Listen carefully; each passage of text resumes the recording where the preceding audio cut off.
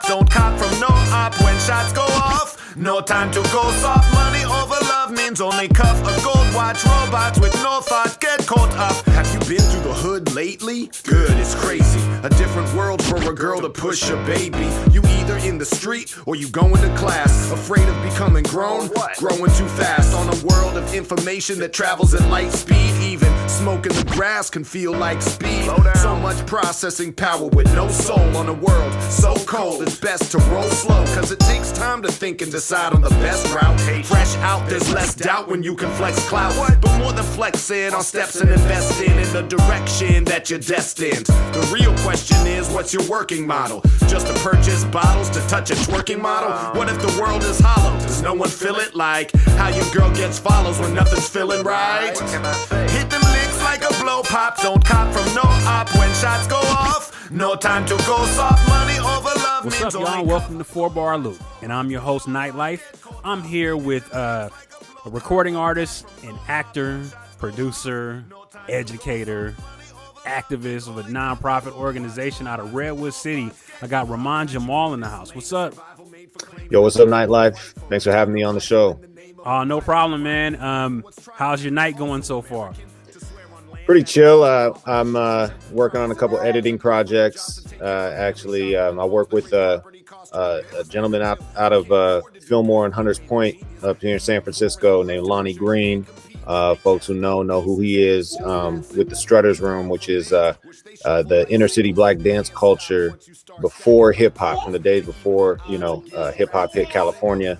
It's an untold story, a history of what existed out here that not a lot of people know about. So I do a lot of here. I got a 3-year-old in the background. I do a lot of work with communities through Hip Hop Congress, which is a nonprofit network and organization that I joined years ago when I was in college, and that has brought me in, interacting with so many different communities, so many different movers and shakers in communities. And, it's a blessing to be able to utilize these network resources that are over 25 years old, just to shed a light on what the industry often overlooks, right? Because they're kind of focused on a certain aspect of the culture. And, that's just like the tip of the iceberg. There's so much going on individually within communities, locally. We're trying to organize that regionally so that the people that are doing the important work, the work that's needed for the future generations that are really just on the ground floor, have a network of support and a means of getting the word out to the folks that maybe aren't as connected. Yeah, very important work you're doing there, man.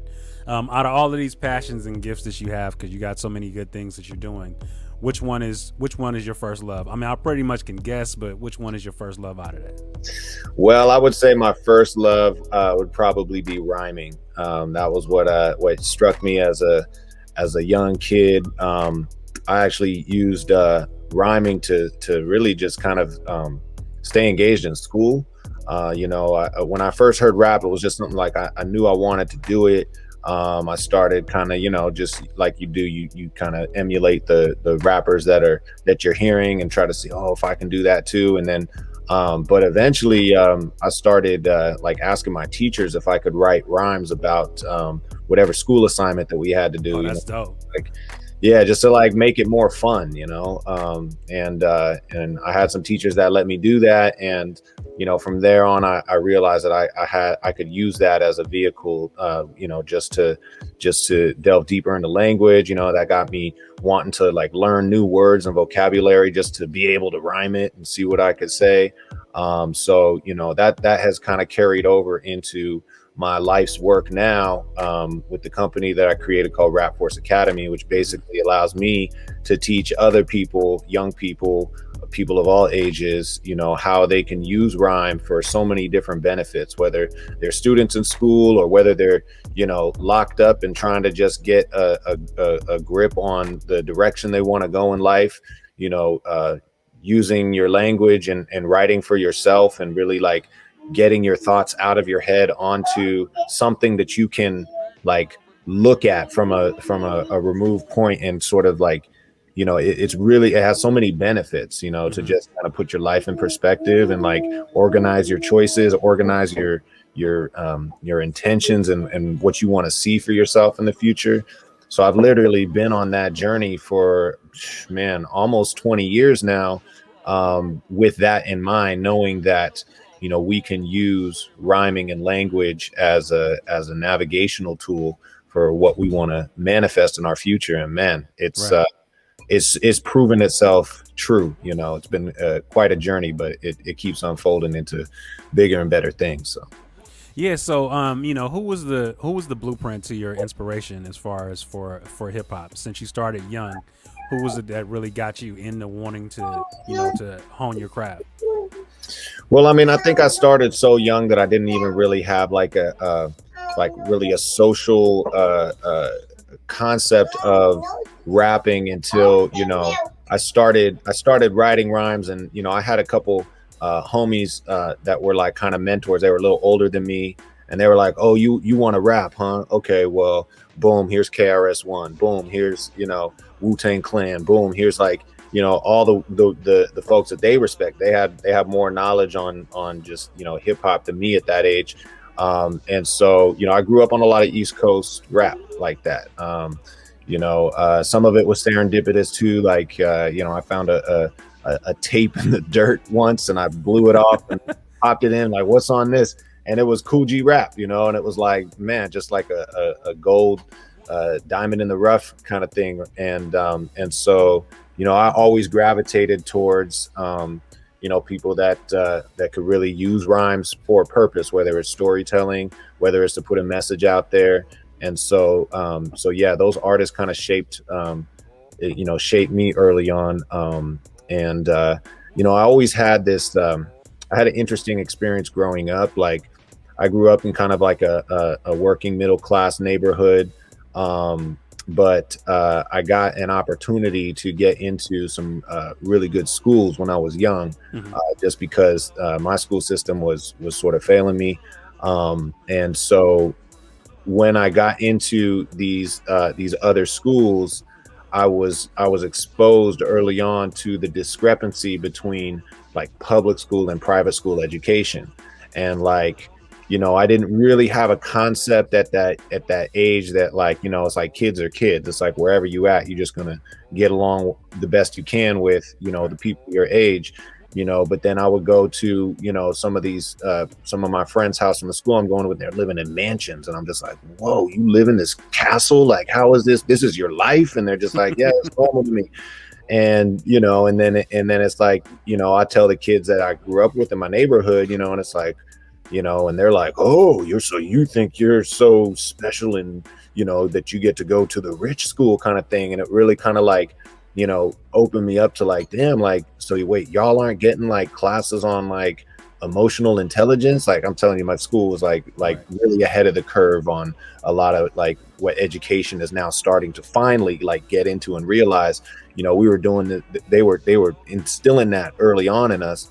And, you know, I was like, wow, so like not every kid's getting the same education. That's crazy to me, you know? And so I really kind of took it upon myself to be like, well, if I'm getting these opportunities, the best I can do is kind of like learn as much as I can from this system and try to, you know, share it with those that aren't, you know, afforded those same opportunities. And so, you know, I wanted to do that early on. And I had, you know, some mentors that are like, you know, look, before you head back to the block, like really see how far you can take your education, because, you know, you get in early on and it opens up doors later on. So it's like, I wanted to go to high school, you know, in my neighborhood, you know, but yeah, that it was suffering. I would have been, you know, I probably would have strayed off of my you know, my schooling and whatnot. So I ended up going to, you know, a high school that was also, you know, very privileged, and then that got me a full scholarship to get into USC, where I was able to study film and get like basically free college tuition in one of the best film schools in the country. Nice.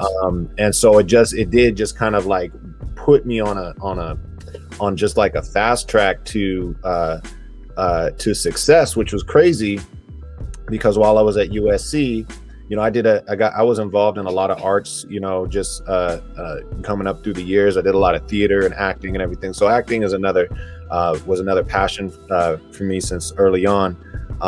And I got to star in a film while I was studying in college, and it was all independent. It was some friends from the dorms freshman year. Brandon Saunier, he's a writer for he was a writer for The Blacklist, and he now runs the show LA's Finest with Gatineau Union, the Bad Boy spinoff. Anyways, he was a friend of mine in college, and he heard me rapping in the dorms and had an idea, or he had this concept of a film he wanted to make about a mixed race rapper, and he asked if I wanted to play the part, and this film ended up getting into Sundance in 2003. It was Brandon was actually, he set the record for the youngest director to have a film accepted into Sundance at that time. And it was just like, it launched us all like right in the middle of Hollywood elite kind of thing, independent Hollywood. And so it was crazy to have that be my break into the industry, such an opportunity.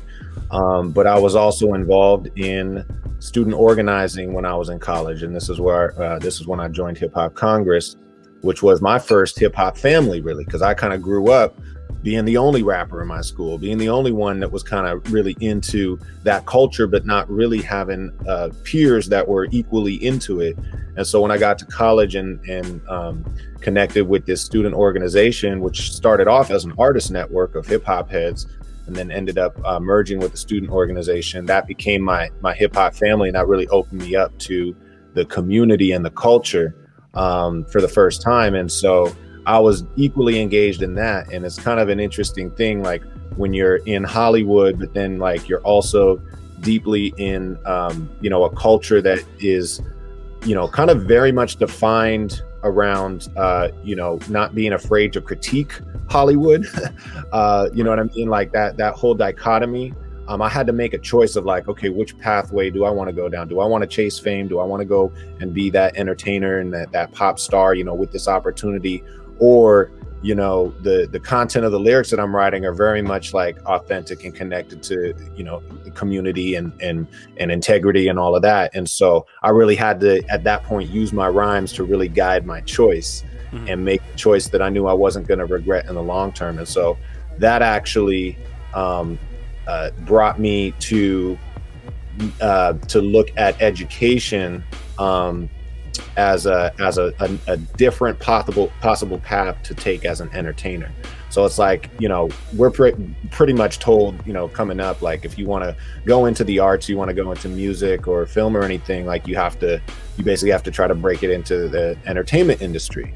But it's like some of those things were some of the most profound learnings that I got when I was doing those things in school. And it was like, well, why can't an artist be successful in a different field? Because the entertainment industry, what I discovered, can be very limiting, because at the end of the day it's a business, right? And so you have to do whatever it takes to try to stay relevant to the market, and the market isn't always necessarily pushing for that hardest truth, which is what I'm passionate about, right? Telling the truth and not having to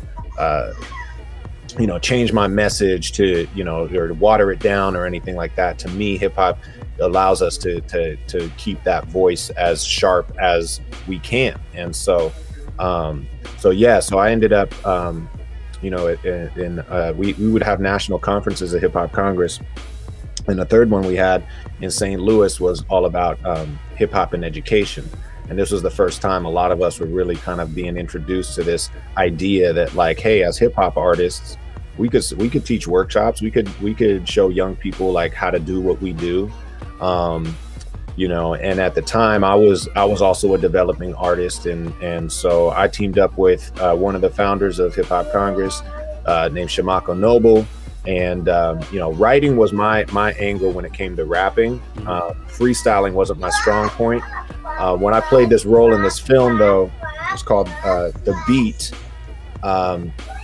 This film, I'm playing a kid who like basically like can freestyle like super well, but it's an arts film, so it's like I would compose the rhymes so they would sound like freestyles, but Right. I'm gonna write my best stuff, you know. A funny thing was that when people saw the film and then they met me, they automatically, in some weird way, they assumed that I could freestyle as well as the character. You know what I'm saying? So like, and at the time, you know, it's like that's not what I do. But I had that kind of like moment where I'm like, dang, like, I mean, if I want to meet the expectation, I better like at least see if I can do it. I didn't know if it was something that you could even learn how to do. I was just thought it was a thing people naturally had or didn't. So I teamed up with Shamako Noble. He took the freestyle aspect of emceeing, and I took the writing aspect. We put our heads together and wrote a curriculum that ended up, I think, being the first MC curriculum that was state standard approved. So like the high school kids we were teaching could get college credit for it. And so in that process, ended up basically unlocking a formula that I've been using for the last 15 years that could teach anybody how to freestyle. And you know, using my own experience as like, oh, you mean you have to, it's all about a matter of how you think about your words. Mm-hmm. If you're thinking about it in a certain, prioritizing certain things, you're often going to get stuck. But if you get around those things, then it's like, oh, okay, this is something that we could all learn how to do, just like playing an instrument. And so Rap Force Academy is the company that you know, has been my bread and butter, you know, since then, keeping my income coming in, but also allowing me to stay authentic and true to the culture and pass it on. And, you know, so there is a viable path, you know? Yeah. So, I mean, as far as it's interesting you say that, because now, you know, the passe thing is for, you know, hip hop artists to teach at universities. You know, for you to potentially have started that, you know, you see a Ninth Wonder teaching curriculum, a GZA teaching curriculum, Pete Rock teaching curriculum. Like it's commendable to see those things, but to know where the origin comes from it, and you building it from inside out, I think is really amazing. And for you to be doing it for as long as you've been doing it and have it sustained. It's not just, you know, here something to do, get a check, whatever. You know, you're really kind of deep rooted in all of that. Just to kind of circle back to you in acting, how do you think, besides the obvious as far as the whole rhyming thing, how do you think that hip hop kind of just your hip hop background kind of puts you in a position to be able to take on the acting mantle and to do that well? Well, that's an interesting question. I do want to just, before answering that, you know, say that, you know, any artist in hip hop that is investing in education, you know, I give props to, because artists don't have to do that. If you're an entertainer, you could just stay an entertainer. And I kind of like to see more artists think about giving back in that way, you know, whether it's at the top level or, you know, at the very bottom. You know, I'm running a preschool right now, so it's like the whole thing, it's like where does it work? And it's so natural to young people. So, but yeah, to your point, I mean, I wouldn't say that like coming up, hip hop was a direct influence on acting. Like I was kind of acting pretty young too, doing like, you know, musical theater and you know, stuff that, this is like years before Hamilton, right? So like authentic, you know, musical theater, you know, and just, you know, straight acting and stuff. Like that's just something that I was told, you know, in high school that I had a talent for. And so I pretty much was like, you know, I had a lead role in pretty much most of the plays throughout my high school career doing theater. And rap was just something I kind of just did for myself. Like, you know, I didn't really have an opportunity to merge them until The Beat, which was kind of like, this was like the role that you would dream to have, that any rapper would dream to have, would be like star in a film where they're, you know, just like this you know, this character using hip hop. And so I would say more so than anything, you know, that film was an influence on you know, let's say, how to say this, like on my life, really. You know, it's like they say, you know, it's like life can imitate art, but art can also like determine life, you know. The film in particular was very much about making choices too, which, you know, I recommend. I don't know how, the craziest thing about being in a movie is that you have no idea who's seen it. Like, it played on television from like 2005 to 2012. And I know that, you know, I would get hit up on social media, and people would say it and say like the film like changed their whole perspective and made them want to start rapping. Like, I know that it's like changed many people's careers, which is extremely like humbling and everything. But it's you know, how it even affected my life is a story in and of itself, that has influenced the choices that I've made, and made me conscious that it's, you know, like I was saying at the beginning, like the stories that we tell, you know, the choices that we make create the stories that we tell. So instead of, it's almost like thinking about your life as a story that you get to tell at the end of it. And so you're going to make the choices that you want to tell the stories of, you know, kind of like fast forward into like projecting into like, okay, what's the future that I want to, you know, kind of seeing yourself as the lead in your own film, you know. And really, this is true for everybody. Everybody has this opportunity, is what I kind of like is my message. I would say that like I might have had the opportunity to like test it out and test out the theory, but it's so true. And I tell this to anybody, like our words, like what we write down becomes the script to our life. It's very much like very meta, you know, thinking about your life in this way. And I think we're in education, we're often taught, well, you know, we're definitely taught to, you know, learn about the world around us, but we're not really so much taught to learn about the world within us. And like now, you know, science is like, all these things are coming out where it's like, whatever's going on in here is finna manifest out here. And so the sooner that you can make that connection and know that, you know, the only textbook or the script that you need to study is your own life, and like understanding the circumstances you were born into, you know, and almost like recoding the language that you're taught at a young age so that it matches what you want to see happen in your life. And rappers do this all the time. Right. I'm following a podcast right now on Clubhouse, run by some of the homies from Hip Hop Congress. Shout out Asher Underwood and Layla Steinberg. But they're doing a podcast called The Truth About Tupac, and it's basically all people that knew Tupac growing up and you know, are talking about his life and the choices that he made. And you know, one of the most profound things that I've learned being an artist and, you know, choosing the path that I've done, I've taught in juvenile halls and like basically had opportunities to try to figure out like what type of curriculum is going to reach young people who are the furthest removed from, you know, traditional education or whatnot. And hip hop is totally a gateway to create a universal language in that. But one of the, you ready to get deep? Can we get deep? Go ahead, man. I'm good.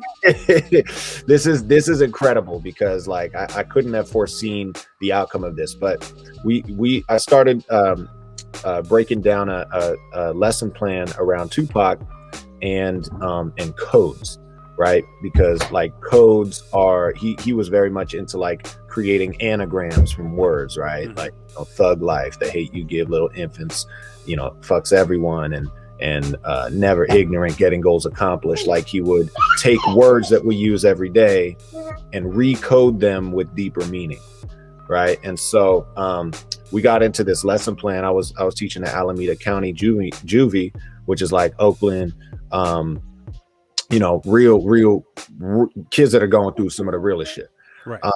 And we started talking about, codes, like what do y'all know about codes? And it's like, oh, there's the penal code. Yeah, we gotta, there's the street code. There's all these different codes that, there's moral codes. There's access codes, right? There's pass codes. There's computer codes. So it's like, there's all these, there are these different uses for this word code. And ultimately it is code is another word for language, and language is another word for code. Mm-hmm. So where it gets real deep is that and schools are trying to figure this out right now. Like we're trying to, with the current climate with, racism and the pandemic of everything going on. And it's a very hard thing to teach young people about how, white supremacy and how deep it, affects every aspect of our lives, especially for kids, right? Who are like, exactly. Oh, I'm still innocent. Like, why are you trying to drop this heavy stuff? But they're experiencing it, but they don't have the language to describe it yet. Right. And that's kind of the trap that we've all been dropped in. The moment that we're born, we're dropped into this pre-coded environment that has been structured by determining factors that were set in place hundreds of years ago, right? Still playing themselves out, right? So, racism is one of those codes that is just embedded into our economic system, if you want to go all the way back to it. And so, yet at the same time, we're taught from a young age, whether it's through our parents, whether it's just through growing up, right? Like you got to make money and you got to basically engage capitalism at some point if you want to survive. But what we don't know when we're doing that is that by engaging that process, we're actually supporting a system that is exploiting and oppressing, some of, most people. And, so it's like, you have to make this choice within yourself of like, what code am I going to follow myself? Am I going to follow what everybody else is doing? Right. Because that's what society is, has set up for us. Or can I create a different personal code for myself to live by that allows me to not have to compromise myself? And that's like the big, like anybody growing up from, childhood to adult, like you have to make that choice. How am I going to navigate, this system that I know is wrong on many levels, and yet what are the alternatives? And because there's not a lot of viable alternatives, most people just end up like, damn, I got to make money, but at what cost? And so that's one of the things that like this whole experience of one, being in a film and allowing myself to really kind of like, well, it's like, where can I go from here? Like, I don't want to just keep repeating something that I've done in the past. Like how, what's the next, how do you top that? Right. But it's really about making life, the story. What's the next story that needs to be told? And sometimes you got to go off the beaten path and test something out. But I say all that to say that I did that like 20 years ago, and like it's brought me to here. And right now, it's amazing because with Hip Hop Congress, I'm working with people like Martha Diaz. We're working with the California Department of Education. Like at the beginning, hip hop and education was like a very much like looked at sideways. Like, how are you going to teach hip hop in class? Like, isn't that all about gangsterism and all this and that? And it's like, you gotta be like, no, you gotta like, you have to re-educate the educators. There's multiple cultures involved in hip hop. It's just, you can't just rat hole it like that and say, well, it's this and that. I was like, that's a part of it. I mean, it's almost like, it's like anything, when you're learning to do things, there are different methods and different ways to do things. So you can't just go, okay, well, this is it. There's different ways to get 1 plus, there's different ways to get 4. You know what I'm saying? There's 2 plus 2, 1 plus 3, there's 0 plus 4. There's different ways to get there. And I think a lot of times when hip hop has such a negative connotation because people can't pull apart the different sections of hip hop. There's different categories, there's different groups, and there's even parts of hip hop that's just been kind of assimilated and they're not even part of the genre. Like the newer hip hop, I don't even think is really part of the genre, but just because it's over a beat and people are rhyming words or rhyming sounds or whatever this shit is right now. It's like they just go, okay, well, it's hip hop. It's not. Nah, you can't classify that. Yeah, people have a hard time separating culture from industry, and that's because in America, culture is industry. But that doesn't mean that every culture like is rooted in that. That's just American culture.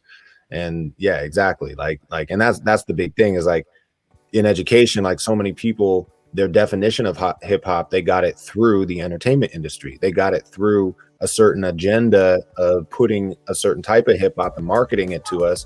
And so that's why their scope is limited. But if you're connected to the culture, you know that it comes from people, you know, that are, you know, looking for new ways to survive, you know, in spite of a system that isn't set up for them to succeed. You know, they're finding new ways to do that. They're creating new codes, you know, they're creating new pathways. Like that is what hip hop culture for me is what it's rooted in, is about innovation, you know, and trying out new things and seeing what works for, you know, the community at, you know, first and foremost. You know, the industry, one thing I learned about, you know, the industry's always one step behind to the culture. You know what I'm saying? Yeah, that's true. And it's like, and another thing too is like, you have to be able to differentiate between the commercial and between the culture. And if kids are growing up with hip hop is part of everything. It's part of selling cereal, it's part of selling clothing, it's part of selling cars, and when you grow up and you look at that and everything's a jingle, then you don't get to the root of what the actual culture is, and then you make all of that surface shit, which is what's the byproduct of what's happening right now with music. That's why it's I mean, it's always been two levels. It's always been the commercial, and then it's always been underground. But now it's kind of fracturing, because in order for you to get that underground and get the social awareness and get all of that stuff, it's like now you have to go find it. Mm-hmm. It's harder. It's a lot harder now because you're not going to see that. I mean, when things happen, when we have, you know, George Floyd situation happen, and we have unfortunate things like, you know, Philando Castile and things like that, and Breonna Taylor, when those things happen, it brings that level of awareness to the surface with hip hop, and hip hop usually takes the lead, and then once you know, everything kind of just dissipates and falls off, then we're right back underground again. Which is a weird situation, man. It's just like, you know, hip hop is very situational when it comes to our struggle and stuff like that, man. And I think we do a good job to be, you know, to promote when it comes to that, but the sustainability of it, I think is a harder thing to do for us, because it's just not, we don't have the room to navigate like that. Yeah, and that's why I say, like, it's so important for hip hop to you know, be in education, because we need to, you know, we need to really like bridge that gap, especially for today's generation, because, you know, anytime you get something as innovative and creative, you know, it's gonna attract young people for sure, you know, but it's gonna attract all people, and all people have different agendas for wanting to engage in something, and unless you're really taught how to be literate as to the things that are being marketed to you, you know, that was, I think, one of the biggest another key thing that I think should be in every school is media literacy. You know what I mean? Like, and we're becoming highly more of a media centered society, you know, but people don't realize how much of the media that we consume is manufactured to get a certain response from us, to keep us in a consumer mentality where we are believing that we don't have all the things that we need to succeed because we have to buy this other thing. We're constantly being told, like, you need this, you need that. You know, it was a funny thing that I remember. We're kind of taught in our society to it's have, do, be. That's kind of like the the thing that we're kind of taught is like, you need these things so that you can do these other things, so you can be that thing that you want. And that's actually a reversal. It's like an inversion of the truth. Like when you really get down to it, that's a lie, because you can be the thing that you want. You will get the things that you need, so you can do the things that you have to do, you know. And just that switch alone is like pretty profound for most of us who have been told the opposite since we've been young. You know what's funny? What's funny to me, man, is just like the perfect example of that is when COVID first arrived. That narrative that was saying that, oh, black people, if you have melanin, you don't get it, and it was like folks just ran off with that, and it was really like, oh, I don't even have to protect myself or nothing. I'm not getting it because I'm black. And when once the media and once Facebook took that shit and ran with it, and people started believing that, it was the worst possible thing that could happen. The worst possible thing, because it put people in bad situations when they didn't know nothing about this virus, and didn't know nothing about what was going on, and went and put themselves in danger and put other people in danger because that ignorant ass narrative was out there. And it just goes to show you, it's like, you can put anything on Facebook. I mean, you know what I'm saying? I could put on Facebook right now that somebody died, rest in peace, and then you're gonna get, even if they didn't die, you're gonna get 17 people that's gonna be like, oh, for real, you know, oh, that's sad, you know, they're praying for them. And it's just crazy the way, I mean, you already seen how to, you know, Trump could get in office. Trump got in office based on that.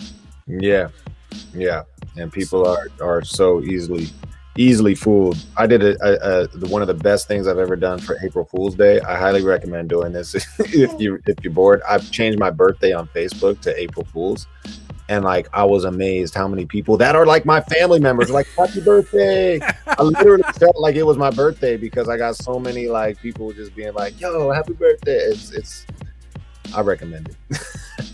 Man, so let's get into your music, because I mean, you know, that's the key why you're here. I mean, it's a great conversation, but I want to make sure that we get into your music. So the Book of Ra, Volume 1, a couple of songs I have. We're gonna be you know, we had Blow Pop to come in, and that I thought was laced with great content. How do you feel as far as what was the creation of that track like for you? So that track was actually inspired by my experience teaching in the juvenile halls. You know, really trying to not really come at the kids there like, oh, I got something to teach you, but really kind of go in there to try to learn what are y'all going through and how can we, you know, help you express what that experience is like, you know, in a way that you could actually use to get the things that you need, right? So right out the bat, you know, the first lines, have you been to the hood lately? Good, it's crazy. A different world for a girl to push a baby. Like it's literally like, you know, I come from the era, you know, I'm born in the early 80s. And so, you know, conscious hip hop was like, you know, that was a thing that influenced me young. But kids in this generation, especially facing the things that they're facing today, are like, that's not hip to them. You know, that's not like something that many of them are aspiring to try to do. It's more of this like, you know, hyper masculine, like, I don't give a fuck, I'm gonna kill you if you look at me, you know, that type of thing. And it's like coming from like an outside perspective, it'd be really easy to judge that and just be like, oh, you guys are so ignorant, and like, you know, don't you know that, you know, whatever. They're not gonna feel that either. But I learned from that is that, you know, for as much as that's on the surface, it's necessary, because if you show any type of weakness in that environment, in a deep hood, you a target. And so you really have to, you know, you have to be smart about who you trust, how you come across, because, you know, any sign of weakness is going to be taken advantage of. And folks that grew up this way know that's part of the street code, right? And, you know, yet it's so easy for people in hip hop or, you know, outside of hip hop to judge judge people for how they present. Being with them and, learning from them and like, getting them to open up about, the things that they really want, which I think is like, for a lot of them, it's like they've never had a person of success, like, really like want to know, like, well, what do y'all want for yourselves? Like, so there's not a lot of people that like are willing to listen, to what it is to their dreams. And so that really just kind of like inspired me to try to like understand the codes that they're living by and try to meld that with sort of a code that's going to work for their sustainability, because a lot of times the codes that they live by, they're not designed to like live a long life. Right. A lot of people not expecting to live that long of a life. So it's like, live the fast life, get what you can before you die, because there's no guarantee that you're going to see tomorrow. And so that code is that's functional for that type of lifestyle, but it's a trap too, because if you're stuck in that lifestyle and you're living that code, chances are you are going to see what the result of that. And so if you can break away from that and get one level deeper, I think the hook is like, it's like, hit them licks like a blow pop. Don't cop from no op. When shots go off, it's no time to go soft. Money over love means only cuff a gold watch. Okay, so that's all their code, but then the last line is, robots with no thought get caught up. And then when it repeats, it's the same thing, but the last line is, robots with no thought get co-opted. Right. And that's, so that's what the hook is right there. So it's like, it's like, I get the code that you got to live by, but if that's as far as you think of the code that you live by, then you're going to either get caught up or you're going to get co-opted. See, and that's the thing, is like and you have to have a lot of forward thinking as an artist to be able to write things like that and to target specific groups of people, to be able to teach them. It's we do this all the time as far as for hip hop. It's like we can target groups to promote to and to attract, but when it comes to teaching, it's like, okay, let me tell a story to them. Let me speak their language and get them to understand where I'm coming from. How is it that you're able to bridge the gap between your music and between uplifting the community and finding these sections of people that are they're dealing with certain things and need people to have a voice for them? How are you doing that? I think I'm just a good listener. I really try to listen and hear where people are coming from. If they're being sincere with it, that's the starting block for anything. What's your sincere feeling? What's your sincere thought in this moment? And let's go off of that, because I feel like, everybody wants to, be free, everybody wants to be happy, but we're all born into different circumstances and but one thing I learned, is like, as hard as you might be, or as much as you might like, act like you don't have any feelings, like everybody got feelings. Like there ain't no escaping that. So you can get really good at hiding them, but that don't mean that they're not there just because you don't show them. So I really try to listen and read between the lines when people say anything. Is like, okay, what is it that you want? What's your intention in that? Like, have you ever considered this? It's more just kind of like, I can't teach them anything that I haven't lived too. That is the only thing I kind of go through my life as an experiment to say, like, okay, how does the universe respond to certain choices that I make? And but I would say it all comes down to listening. Matter of fact, I would go even to say further that one of the deepest truths that I live by is that sound is the most powerful force in the matrix. This is what I say this in one of my raps, that we don't spend enough time looking at the influence of sound in our life. Like, we're a very visual culture, and we're constantly being shown images and things, and we get meaning from images. But images they allow us to separate things around us in our reality. You think about what sound does, is sound allows us to unify things and connect things. It's this, if you look at music, like, it gets everybody dancing in sync. If a gunshot goes off, everybody's moving at the same time. It's like, it's not even a thing you can really think about. And then if you get really deep into, the esoterics of it, I mean, it's like everything is vibration, like everything, sound is holding all of this together. I read a book, was actually given to me by Doug Infinite, who's he's a hip hop head from Chicago, who wrote the college paper, and turned it into Kanye West's mom, who ended up being like, wait a second, like all this hip hop stuff, like this is what you're doing. Will you mentor my son? He was Kanye West's first mentor. He gave me this book by the Sufi mystic. Actually, I think I got this book right here. Hey, babe, can you hand me the book that's holding on the wire there? Because I got to share this gem with folks. It's called the Mysticism of Sound and Music, and it's all about how the universe is held together through the law of harmony, and we all have the power to either harmonize with that vibration or not. And when we through our sound, through the sounds that we make, so everything from like even just like the tone of your voice, right, or the things that you're saying, they're either going to sync up with whatever vibration is around you or not. And so you have to be able to kind of read that. You see what I'm saying, baby? That book that's holding up the wire, that plug.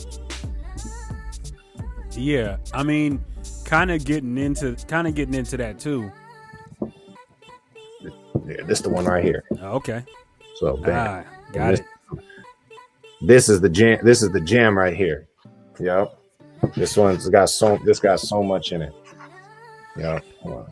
Yeah, I mean, even getting down to the point of the difference between the difference between visualizing things and music is that music, you can hear things and it will always take you back to that moment of when you heard it, especially if it has meaning. That's why music is like the strongest thing ever, because it just, if I hear Stevie Wonder, I automatically think of my mother. Instantly. I'm back there. When you hear, if I hear Spice One's first album, I remember what car I was riding in when I heard it, where we was going, how the day ended up. It's like music is so connected with you as far as being connected to moments. Unlike, you can look at a picture and do that, but the music is just, it just feels different. You had that emotion when you listen to it and you feel that way. That's why your music is so important, to have a basis of content. Because I can listen to Illmatic and I will feel the same way I heard it when I heard it the first time. Yeah. And that's when you notice your music is you have staying power with your music. It's not just here today, gone tomorrow. You want stuff to be, years and years down the line, for people to pop it in like, oh yeah, this is what, that's it. That whole feel, that just the goosebumps and all that shit. It's just like that. Music does that. Yeah, for sure. And like I think that's why I chose the musical path, because being at the beginning of my career, it's like I could have gone the film route and the acting route or the music route. They're like two different industries, like, and to me, music was more self-determining. It's like you could really like impact people. I feel like, to me, you can impact folks in the deepest ways. And it's a blessing too in and of itself, because you never know how something you write or you create is going to influence somebody. And I learned that with, I had this experience, at Sundance actually, where, and I think this is what really got me. I think I'm answering one of the earlier questions in a roundabout way, but I think one of the things that I experiences I had that really got me was there's a song that I wrote that I had originally written it for my grandmother, who was my first music teacher, and she was a classical pianist. And when I fell in love with hip hop, she just didn't have the ear attuned for it. So she's like, I don't like that rap music, kind of thing. And I was like, well, I wonder if you'd like a rap that I wrote, if I write it, so that you would like it. And so I took her favorite composer, there's this Russian composer named Sergei Rachmaninoff, and I took one of his songs and I wrote a rap to it, literally just through the sheet music, Mm-hmm. And the rap was all about hey, rappers can make music just as much on a high level as this classical piece that you love. And this song ended up being featured in the movie, in the beat, and I'll never forget, people started clapping in the middle of the theater when the scene was over. And you could see this clip on YouTube, but this guy approached me after the film, and he came up to me, and he was from Park City, it's a very Mormon town, and he was like, I have to tell you something. I almost walked out on this movie when I saw that it was about hip hop, but I decided to sit and stay and watch it. And after you did that classical piece, I get it. This is something that I had no idea, and it completely changed his whole. Amazing. And I was just like, whoa, the fact that you even felt the need to come up and tell me that was so deep and profound that it was like, okay, I am messing with the universal language. If this could reach this guy and change his whole perspective, well, then I need to explore this more and try to do that in as many different ways as possible. I'm always trying to, I'll always try to write a rap to fit the type of listener that I think, it's if they're like, I don't like hip hop, I'm like, okay, all right, let me see. Well, let me find the formula that's going to work for you. Right. So, Nah, very smart way to approach that, and that makes you really versatile as a writer. It doesn't allow you to just be boxed in and just do the same things over and over again. Man, I really appreciate talking to you today. It's been amazing. Just the stuff that you're talking about. Very intelligent, very forward thinking, very inspirational as far as what you do, the organizations that you're a part of, and how you carry yourself. It just speaks volumes, and the music lines up with the person really for me. Appreciate it. So tell the people where to be able to find you at as far as your socials and all of that. Yeah, so it's pretty easy. If you spell my name correctly, it'll take you to all my social media. Just remember to spell Jamaal with 2 A's, and then Rahman or Rahman. So that'll take you to Facebook, Instagram, Twitter. My Bandcamp is where you can find all my music. Of course, the new album is on iTunes and Spotify and SoundCloud as well.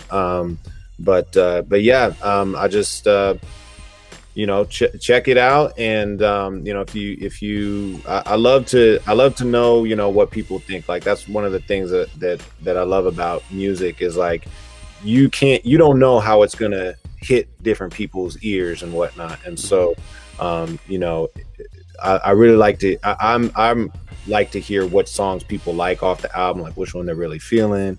The album itself is all self-produced too, so I did all the beats to it. On that tip, if you're feeling a certain type of beat, it's just I just like to hear the feedback, because I put a lot. This was a big in the making. This is Nova. It's my daughter. Yes, I see that pretty young lady back there. How you doing? You are cute. Look at all that hair. Look at you. Yeah, if I take my hair down, we're gonna match. Right? Yeah, she picking up a pen yet, or you So I don't know if she'll do it if she's on the spot, but hey, what's an eighth note sound like? You want to count an eighth note? What's an eighth note sound like? 1 and 2 and 3 and 4 and. She gets shy when she gets. So she knows how to. She's starting to her rhythm counts and everything. Also, too, for folks that are, that have young ones in the household or whatnot, I mentioned my mom actually has run a creative arts preschool for the last 20 years. We had to shut it down for the first time because of the pandemic, but we started making a children's series online. It's on YouTube. It's called Thistlegarten, like kindergarten, but thistle. And we have we just released it actually yesterday. It's a 26 episode series. Every episode focuses on a different letter of the alphabet. And it's like year-round entertainment. It's a puppet show. It's like different activities, recipes, just for families stuck at home, with young ones to have them something to do. So yeah, we'll have that on the trailer this video, because I definitely want to put that in the links with your social contacts and stuff like that. That's huge, and I definitely will have my kids watch it. Right on. Yeah. But yeah, just follow me on social media, interact with me. I'm pretty present, and it's I ain't hard to find.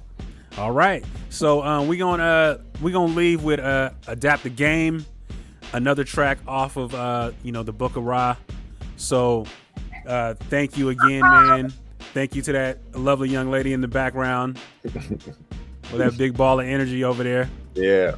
So. Hey, thank you, Nytelife. I appreciate it, and if we do this again, maybe after not a full on day, we can, it'd be cool to come back. Yeah, absolutely, man. I love to have you back. All right, difficult roads often lead to the most beautiful destinations. Shoot your shot, go for the win. You might make it. Peace.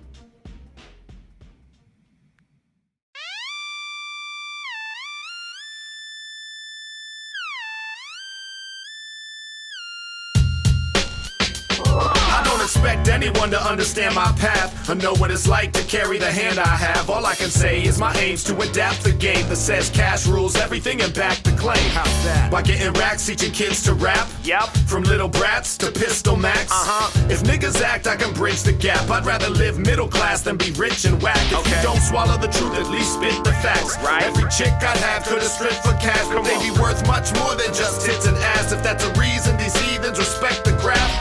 An Arabic name, an American brain, with an inheritance claim, leaving character slain. But just like wearing a chain as a terrorist gang, any comparison's a plain embarrassment to the game. So be a man and adapt to change. Don't rap for fame, try to wrap your brain around that like you got a slave master's name.